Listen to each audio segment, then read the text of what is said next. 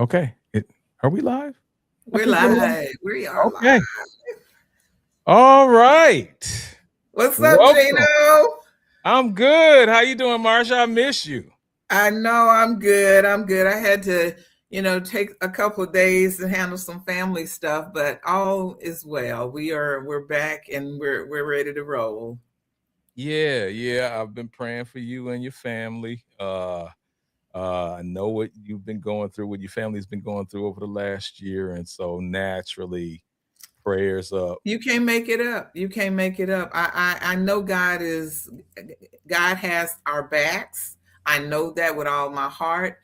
In But the name of I'm telling you, we got to get the lesson in these things that are happening in this world right now. We yeah, got to be really paying attention to what's going on around us, and just love on each other harder. That's it. yep, yep. That's it. So let's be consistent. Oftentimes, the weight on our shoulders makes it difficult for us to recognize that through it all, we are still supposed to give love. So I try and remind myself constantly, man, you're going through a lot, but your goal is to still be able to give love. Yeah, yeah. And to that point, you guys reaching out to me, I know you just friends and you feel like you family, and I feel the same way. But know that it meant the world to me just to get the text messages, the calls that let me know that you were supporting me and thinking about me. I appreciate that. Yeah, and this you do the same for us. You've done the same for Hey, us. So thank family, that's family. Yeah, yeah, absolutely. So let's jump into it. Let's jump into it. Yay! Hey, audience. For those of you who will be watching this later or watching it live, thank you for coming out and welcome to That's a Word with Marcia and Gino. I'm Gino Morrow, And I'm Marcia Williams Cromer. and we begin each conversation with intention, one word at a time. Let's get into it. Marcia, speak your word, sister. Oh my God, I'm so excited about my word this week. It is absolutely a word I had no idea about, but somehow came across a scroll, and I chose it because of the meaning and a way to learn it and encompass that in as part of my own vocabulary, right? Mm-hmm.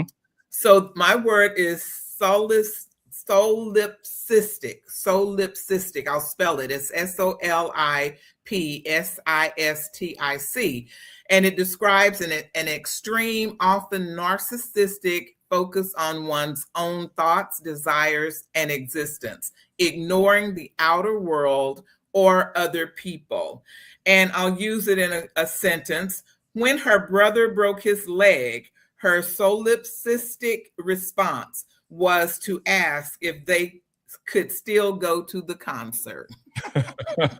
Damn your leg. I know, I know. Okay, I heard that part, but are we still going to concert? Because that's what's most important to me right now. Right? Right? Woo! Yeah. And we all know people who approach life that way. And I Mhm. think, let's just be real, on some level, we all are ego driven. It's about getting what you need to move forward and take care of your own life. But by the grace of God, we're raised to understand and have empathy for other people. And, Right. we're living in a world where even our leaders don't share that type of insight, don't aren't driven by a need. And you're a leader, which means technically and really in reality, you're a servant, Right. so to be a Absolutely. narcissistic leader, that's like an oxymoron. Am I right? Yeah, I agree. I agree. Words are always commandeered and redefined. So Yes, even the yes. term leader has been, revamped to mean something other than how can you lead if you're not paying attention to your constituents or to the That's people right. that you lead? That's right. Yeah, But so you're but right. but let's think about that, because if you are a solipsistic human being in a leadership role, then did you really even go into that role from the perspective of I want to be a leader, or now I've got free reign to be whatever I want to be, blow myself up, be the biggest person in the world, whatever. And now that I have that leadership role, forget about you little minions out Yeah, there. yeah, Yeah, I'm not worried about you guys. I got what I want, and if you get something out of it, great. But that's not my goal. yeah. Leadership is a means to an end for some people. Man, that can lead into a whole discussion around leadership. I mean, Yep. And let's take that word solipsistic into our everyday lives of family and friends or whatever. yeah. And again, I think that there are those of us who are really empathetic Hmm. and have compassion for other people, almost to a fault. So there's kind of Yeah, that pendulum that kind of swings back and forth. yeah, While you don't want to be solipsistic, you know, going too far to the other side yeah. means that perhaps you are overextending yourself in ways that aren't bearing fruit for you, or are not positive for you, and end up bringing weight to bear that you don't have the bandwidth for. Right. And I know, as a Black woman in America, I'm always aware that my sisters, we're pushing a lot of balls and stones, I'll say, up a Mhm. mountain, hoping Yeah, that it doesn't slip and start rolling back, because if you turn around and look back, may not be anybody standing back there to help you out. that's a fact. You know That's what I mean? And that's I'm speaking just from my own perspective as a Black woman. What say you? I wanted to ask you to redefine the word again because I want to internalize it because I kind of got the vibe of it, but I didn't get the spirit of it and to hold on to it. So if you wouldn't mind reading the definition of solipsistic. Solipsistic again, sure. It describes an extreme, often narcissistic focus on one's own thoughts, desires, and existence, ignoring the outer world or other people. So Hmm. you show up to the game already of the mindset, what's in it for me? Yeah, it's about me. Yeah, yeah, Ah, yeah, yeah, individualism, rugged yeah. individualism. When you Yeah, put and narcissistic into it, it really delineates for me what. I also think that, and I know we're old enough to have been through work relationships, life relationships, whatever, and we see it every day. Every And day. there are people that have it, to different levels of degree. And like I said, I think all of us are kind of driven by the ego. And I think, as my Aunt Dolores used to say, you can't hold it against some people. They're just not processed to the level of understanding, right? Yeah, yeah, And yeah. that's not to say that they're not smart. That's not to say that these are unintelligent people. It's just life has not allowed them to put that mirror up to their face and Right. say, I see who I am right now, and I don't like that. That's not who I want to be. So it's not that you have to stay solipsistic if you see that's who you are, how you rolling. That is you can intentionally make the decision that that is not the person you want to be, as a person who believes in God, someone who wants to be empathetic with your neighbor. It speaks volumes if, once you recognize that you have solipsistic tendencies and you don't change, now it becomes something that is just a part of your fabric and who you are. It makes me curious to know, and this I think would be a great conversation to have with an extended audience, or for anybody who wanted to call in or speak or come into the chat. Is it makes me curious to know, is it common for us as a species to do a lot of self-reflecting beyond personal benefit? Like, do we self-reflect to see how we have impacted others so that we can perhaps change the way we move around others? Wow, that's good. That's good, brother Gino. That's good. And the reason why I ask Woo. is because, like, I thought it was common, but it's not so common. Like when I do self-reflecting, I used to when I was younger, I still do so to some extent now, but when I was younger, I used to self-reflect and ask myself, man, when I said that, I wonder how did that make that person feel? Right. I wonder Right. what the impact was on that group of people. And maybe I should have chose a different word. And I would do that degree of self-reflecting. Yeah. But again, it goes back to me when I was younger, I was more of a people pleaser. So I was always going, well, how can I have a more profound and positive impact on other people? But as the older I get, the more I'm coming to an awareness that like most people don't. That's not a path of thought for a lot of people, and I'm not holding that or judging people for that. But when we talk about ego driving how solipsistic a person may be, then how often or how common is it that people are able to break out of their ego when they do self-analysis? So I'm going to add a couple of thoughts to that. The first is you're an artist. Okay. Yeah, So just by definition, you tend to be a lot more emotionally inclined and caring and sensitive about, how other people navigate in your world, and that you're taking care of them, and that they're okay, and that you want to see them okay. So you've already moved away from that narcissistic stance, right? mhm, And I think the other is exposure, your ability to just be out in the world, meeting a variety of different people in a multitude of walks, and you start to see yourself from a different vantage point. that's true. And one of the things that we talk about is once you start getting out in the world, you're like, ooh, forget about the universe. You're just like a dot A out there. dot, a speck of A dust. dot. Okay. Uh-huh. And if you want to, and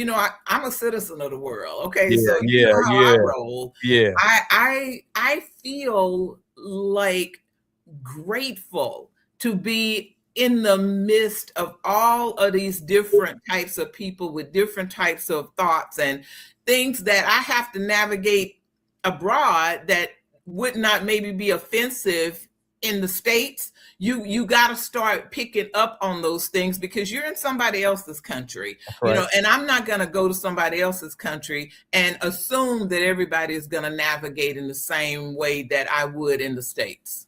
So that's interesting because I have observed in the recent past people who are solipsistic go to other countries and pay a price for being solipsistic. For Yep. example, heard of a sister going over to Dubai and getting into a verbal altercation with someone and was arrested for it because that was apparently not acceptable in Dubai. Yep. But when you and it's interesting because it's not like she wasn't traveled. She was in Dubai. She could afford to travel, but because sometimes when you travel more, you learn more. Right. And to your point, you realize how small you actually are in the context of a broader world and universe. But some of us remain so solipsistic, so in our ego Right. that even when we're somewhere else, we're expecting for people to behave in a manner that is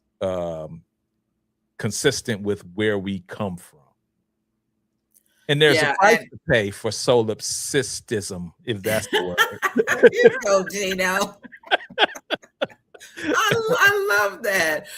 And honestly, there's no reason for it because before you travel, maybe 30 years ago, but now Uh-huh. you can look up the country that you're traveling to. You can look up their standards, their mores, things Their that, laws, they right, expect. There's YouTube videos like ours that you can go to and actually interact with people who are, expats and living in different places. There's right, really no reason not to know the decorum that is anticipated by people who are living in a certain area of the right. world. That's right. In other words, the world is too evolved and there's too much technology at your fingertips for you to be ignorant and Yeah, self-centered.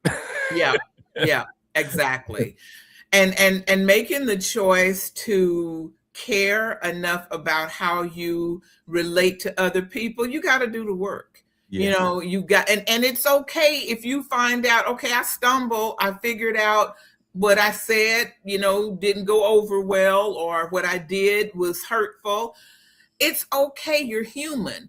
What makes it not okay is when you dig in your heels and say, well, they just got to understand who I am. Okay, well, they're trying to. Yeah. Typically other people are actually trying to understand. But when you dig your heels in and say, I'm not willing to meet you halfway or change, I think that's where the problem happens. Yeah, that's where a lot of problems happen. Like we want to insist on engaging with others on our own terms. Right, And right. not realizing that's interesting because that reminds me of to some extent contract law, because contracts are written and verbally and physically made, and you can make a contract just by not speaking up. And Yep. somebody makes a Yep. statement and demands that anybody speak out, and no one says. It's just sort of like a wedding. Does anyone, two people getting married, and the minister asks, does anyone have anything to say? And if you don't say anything, the community has made a contract. Right. Yeah. So we have contracts that Exactly. exist in a number of ways. And when we don't engage with others, realizing that, or some people are wise enough to know that you can engage with others, and if they don't verbally agree, you can take advantage of them because they have non-verbally consented, Exactly. But I think that, when I saw this word, it was almost like a litmus test for me. And I'm like, okay, how am I navigating and moving through life? Am I leaning more towards solipsistic, or am I an empathetic person? And I think that I tend to be more empathetic, definitely. But I know as an ego-driven human being, there are probably times that I, hurt people, not recognizing it. But if I'm willing to do that work every day on myself and not expect other people to take on that job, it's not anybody else's job but mine, to look in the mirror and be honest and say, okay, you're bad. Okay, you're bad. You can change it. You can do the work. It's okay. Just don't let that happen again. Once you recognize it, it is your responsibility to make that change. Okay. Responsibility. And that's my word, solipsistic. All right. Let's start with an S. Yes. Okay. All right. I'm going to tease and be a little bit dramatic then. So okay. Well, speak your word, Gino. Okay. My word also begins with an S. So we were in the dictionary on the same end, finding similar words, and it is so funny how well our words tie together. Okay. Good deal. Solipsistic. I'm not gonna say my word yet. Again, I'm gonna be dramatic. I'm gonna tease a little bit. So I'm gonna give a few synonyms first. First of all, my word is a noun, so it could be a person, place, or thing. Some synonyms for my word: brown noser, yes man, toady, bootlicker, flatterer, a lackey, and it also begins with an S. Now, before I give the word, I'm going to go into some of the key characteristics. Insincere praise, self-serving motives, lack of integrity, servile behavior. And now I'm going to give the definition, and then I'm going to share the word. Okay. All right. The definition is a person who acts. I'll get this word mixed, the pronunciation of this word. I think it's obsequiously. Obsequious. Okay. Yeah. A person who acts obsequiously towards someone important in order to gain advantage. Essentially, a flatterer who praises and agrees with powerful people insincerely to win their favor or benefits. Now, to me, it's absolutely amazing that you have what was your word? Oh my goodness. What was your word again? Solipsistic. Solipsistic. So the narcissistic characteristic of someone who is solipsistic might be surrounded by these type of people. And we're watching a lot of this take place. And I know it's just me and you, but I know I actually remember we talked about some words out there and I forgot your word until you actually gave me that definition. Yeah. So it's sycophant. It's sycophant. Woo, woo. I won, yay. You won. Oh, I love it. A bottle of water. Okay. Well, and I appreciate it. I'll get it next time I come by. Sycophant. So our two words are because the sycophant is actually the person. It's almost like a person who is, oh my God, say your word again. Solipsistic. Solipsistic.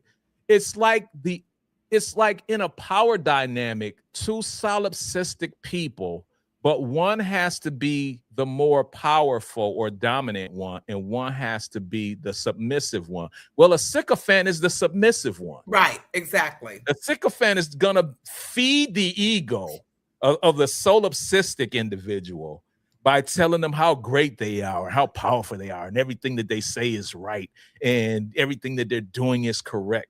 And we're watching a whole lot of that in the White House. I know. It's so true. Yeah, it's ugly to watch, man. Yes, indeed. And, you know, these are grown people who actually used to have lives and some self-respect, and they absolutely trade all of their own self-respect and honor in order to feel closer to power. That's all it's about. You know, if they've got their hands closer to the pulse, then they behave as required to stay there. Yes. And it reminds me of, there are a lot of movies that it reminds me of, but remember that movie, I think it was Ford. I can't remember the guy's name, but he offered a woman $10 million, I think, and a husband. It was a couple, and he offered. Yeah, it was Demi Moore and somebody else. I have to look it up. What is it was and Robert Redford. Ford. I was like Ford. It was Ford in there somewhere. No, it was Robert Redford. I can't. And basically, he was offering money almost to see if she would, cheat on her husband. Right. Yeah. And the reason why that movie came to mind is because, the premise of that movie is, what's your price? Right. Exactly. Lay down the idea of everybody has a price. What's your price? And when we look at today's, everything that's going on today, politically, historically, I mean, you name it, every Lee.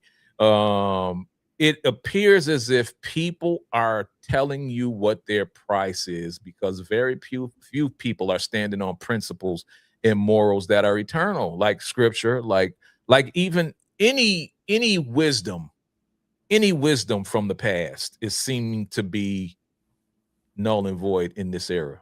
Yeah. And the movie is Indecent Proposal. Indecent Proposal. That's it.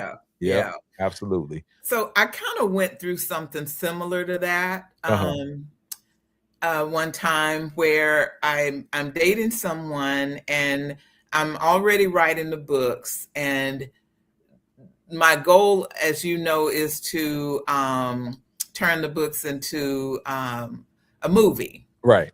And the Rancho and Stilettos movie. That's right. So we're still working on it. Hey, all dreams are on the table, right? That's right. And so a guy I'm dating offered seed money. And literally, I was just like, "Oh my God, this is amazing! Come with a price. Oh my God, this is amazing!" And I will tell you one thing, though, brother. It was not $10 million or $20 million. Okay. So clearly, I had not gotten to my price, but it was an opportunity for me to just again look inwardly and see, what does that mean? What does it mean? Because I grew up in that world. Ain't nothing free. Okay, ain't nothing free. It's gonna cost you something. It might be a little, it might be a lot, but it's gonna cost you, right? And literally, as soon as I acknowledged my enthusiasm about this deal, the attitude became, okay, so when are you coming? When will I see you next? And, when are you flying out, kind of thing. And I'm like, well, we really hadn't talked about that. So, I'm with my schedule, I still don't know when that would be. And basically, I felt that I was being put in a position to say, well, I've done something for you, so there's this quid pro quo. And, my understanding is that we're going to sign contracts. This is just basically a business deal, an investment. But it went just wrong for me. I just did not feel that. And maybe it was even the timing, as soon as I say thumbs up, I noticed that your attitude toward it was like a power thing. It was a power dynamic. Yeah, it was a power thing that really effed with me. Yeah. I'm telling you, I'll go with that. But if you would, I can't. I cannot. Nobody gets to control Marcia. But if you would have consented contractually, whether it was written or unwritten, and he would have been in a position of, he would have been what was that? What's your word? Solipsistic. He would have been solipsistic. He was moving in a very solipsistic direction. Absolutely. Yeah. I love how you flip that. That's good, Gino. Yeah, well, I'm trying to internalize it. I still can't get the pronunciation down, but I'm going to get it at some point. Exactly. So what's also interesting about that is that when you choose to go down this path, if you choose not to do the work, if you choose to be solipsistic or a sycophant, depending on which end of the spectrum you lie on within that power dynamic, there are outcomes that are undeniable and you can't run away from. There are consequences to those choices. That's why you always have to do the work. That's why your self-analysis have to be beyond how it benefits you, but how it benefits the community at large, in addition to yourself. You're a part. And gratefully, God gives you discernment, and, like I said, nothing is free. And at the point that I started to feel that I was really being manipulated, I was like, how about let's do $0? How about that? Let's go that route. Then I can walk away with my integrity. So exactly. Which, in this world that we live in, to be able to be that person that does what you say you're going to do, show up when you say you're going to show up, recognize what's important to your family, to people that are in your life, and be that person that stands on business. That's who I try to be. And I'm not no amount of money is going to turn me into a person that I can't recognize. Marcia, I thought I would try something slightly different than our previous episodes. And I'm gonna elaborate on what are the outcomes for a sycophant. Okay. So this is what I dug up. The outcomes for the sycophant: loss of personal integrity. They gradually erode their own moral compass and sense of self, constantly suppressing honest opinions and values to please others. It creates internal conflict and self-betrayal. Next one, unstable position. Their favor is entirely dependent on remaining useful and agreeable. The moment they displease a powerful person or someone more flattering comes along, they're disposable. Damaged reputation. That's it. And I'll pause. If you want to add anything, just feel free to. No. I'm loving it. Keep going. Damaged reputation. Others see through the manipulation. Colleagues, peers, and observers lose respect for them, viewing them as untrustworthy, spineless, and opportunistic. Stunted growth. By never speaking truth or challenging ideas, they fail to develop genuine leadership skills, critical thinking, and authentic relationships. Their career becomes a house built on sand. And That's it. lastly, moral compromise. Sycophants often find themselves defending or participating in unethical behavior because they've tied their fortunes to someone else's agenda rather than their own principles. That's right. That's right. I love that. I That's love that. Thank you for that. You're welcome. So let's not be sycophants, and let's not be Solipsistic. I got that word down. Yeah, well, that was another. Yeah. Hey, Gino, and I'm looking at the time, and I'm gonna just go ahead and wrap this one up. All right. I want to thank everybody for tuning in today. We're so excited that you're here. Please be sure to like, subscribe, and comment on the channel so that we can continue to grow and bring you content that you come to our show. That's the word, to learn. Thank you, Marcia, and thank you, audience, for joining us. Take care.